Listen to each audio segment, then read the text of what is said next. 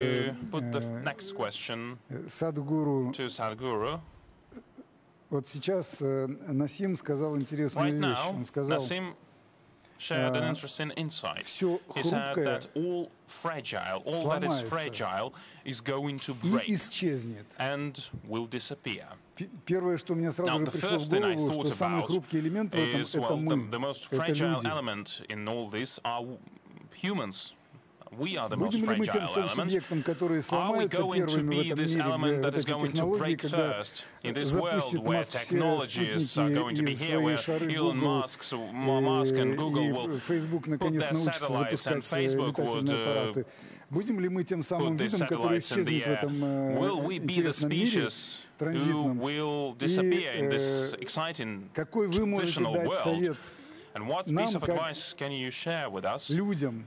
with us as humans? Как нам приспособиться к этому миру? Как How do нам we adapt to this world? How избавиться do от we этого напряжения, в котором мы remove that постоянно находимся, tension that we избытка live in информации right now, и this тревог? superfluous flow of Как нам information справляться and all со these всем этим? concerns Как that нам we have? справляться How can we address с that? тревогой? Потому How что can we adapt to нервозность, that? How can we депрессия стали address мировой anxiety? болезнью. Because Сейчас anxiety and это более depression is часто the world most ставим popular диагноз disease. врачами, Because чем now рак и doctors еще несколько say самых that it популярных is болезней. much more Что делать pervasive нам? than cancer and other diseases. What are we to do?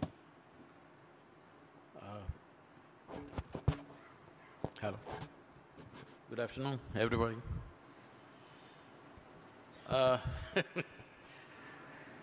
About what is fragile will naturally collapse, of course.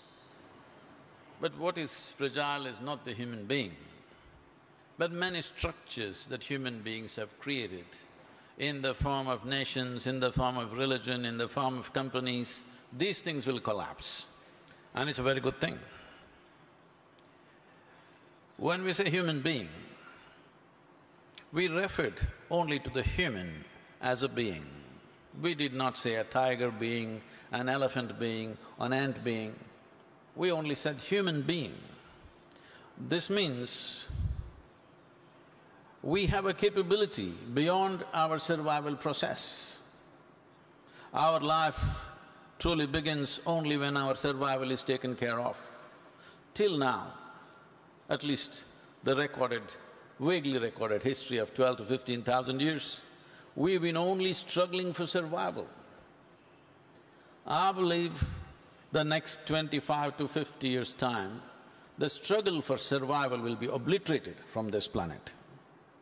That is when a human being will truly rise, because that is when the competence of a genuine human being comes into play. And that is the most important time for the human being, because you can truly be a human being.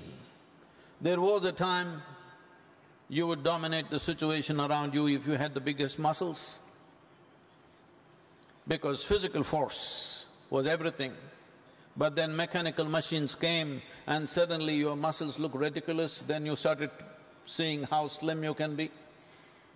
Today, how big a brain you have, how much computing power you have within your head seems to be the dominating factor.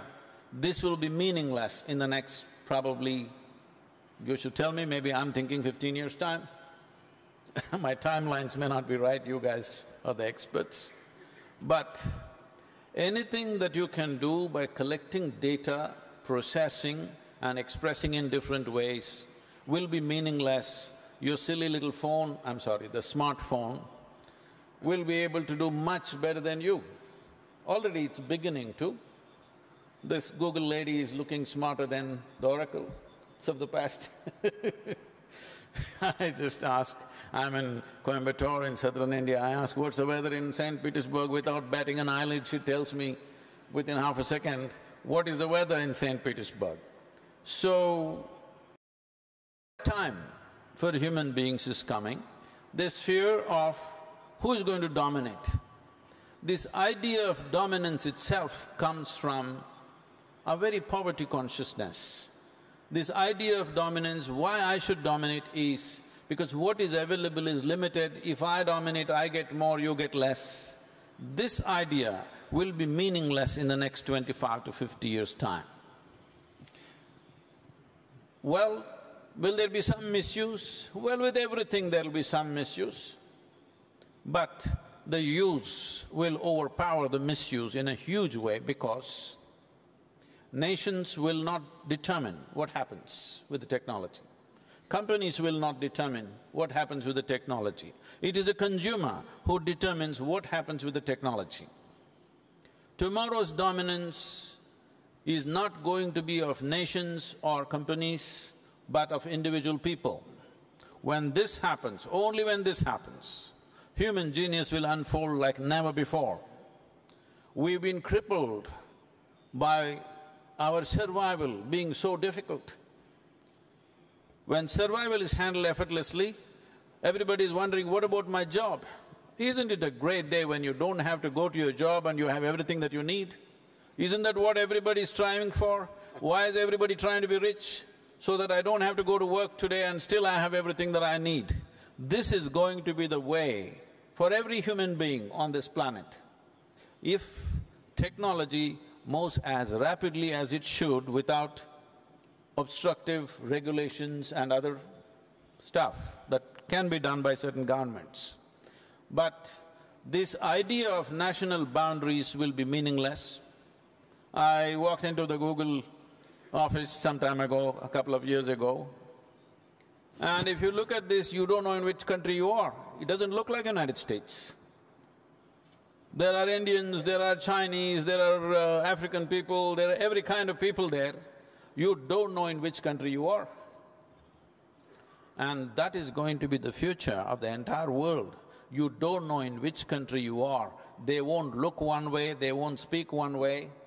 In whichever language you speak, you're speaking Russian, but I'm perfectly understanding, which was never possible. So from the times of Genghis Khan to 19th century America, we've always thought of how to enslave people.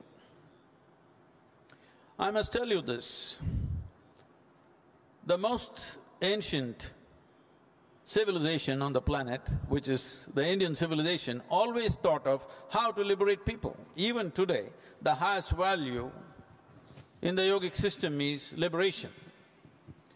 How to liberate people has always been the way. I think this is not going to be a fringe idea. This is going to become the mainstream. The sooner the better. I hope I will get to see it. If you're afraid technology is moving fast, I'm afraid that it's moving too slow.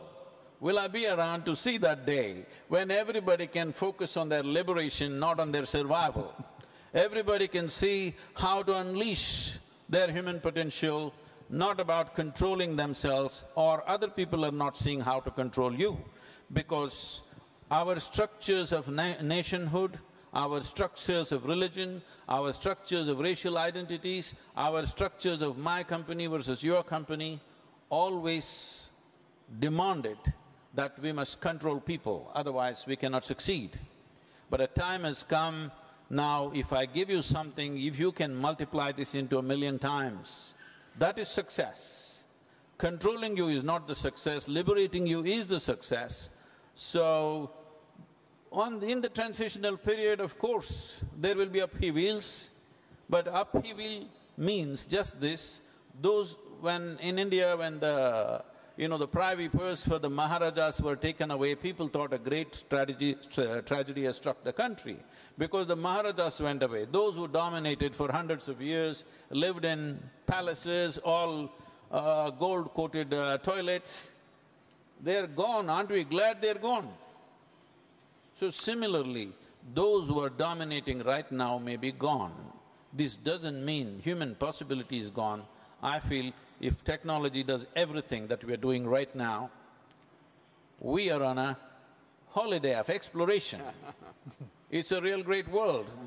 Why should we be striving for survival like other creatures? Окей. Спасибо большое.